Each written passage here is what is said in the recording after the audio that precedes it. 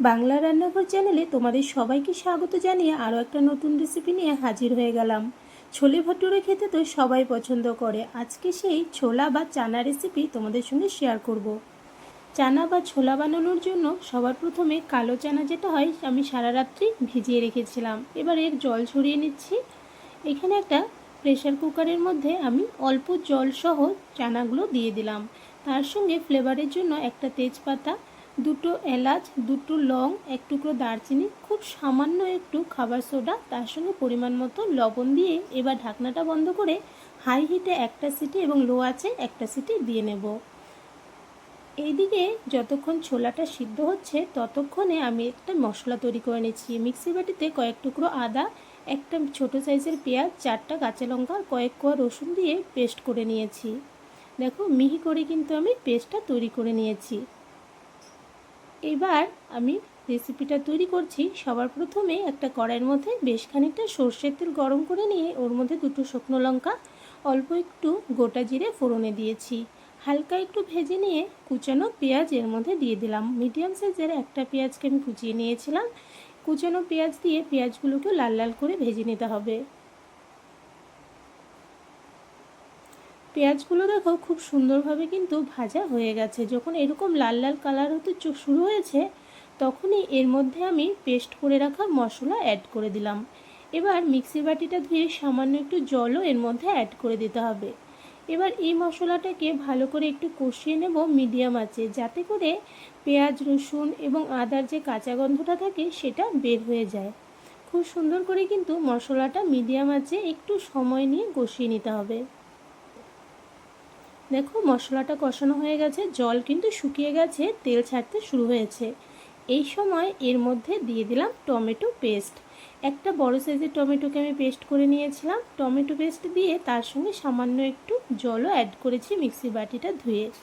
এবার এই সব কিছুকে আবারও 2-3 মিনিটের মতন মিডিয়াম আঁচে কষিয়ে নেব। এতে করে টমেটোর কাঁচা গন্ধ চলে যাবে। আর টমেটো দেওয়ার পর খুব ভালো করে কিন্তু কষিয়ে নিতে হবে, না হলে কিন্তু সবজির টেস্ট ভালো আসবে না।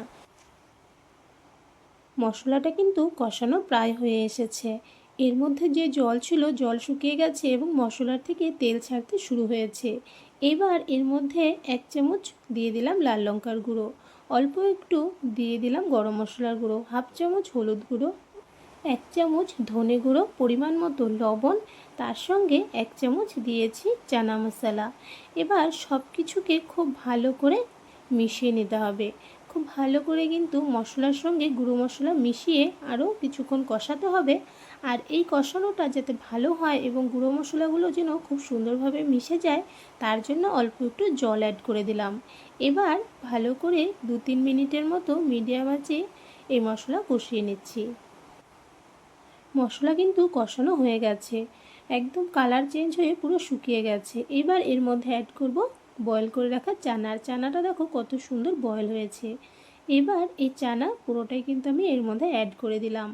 আর জলের পরিমাণ যেহেতু কম রেখেছিলাম তাই বয়েল হতে হতে জল কিন্তু খুব একটা থাকবে না। এবার এই চানা দিয়ে ভালো করে মশলার সঙ্গে চানাকে 2 মিনিটের মতন একটু কষিয়ে নিচ্ছি। এতে করে মশলার ফ্লেভার খুব সুন্দরভাবে কিন্তু চানার ভেতরেও ঢুকবে। এবার কষিয়ে নেওয়ার পর এর মধ্যে অ্যাড করে দিলাম পরিমাণ মতো জল।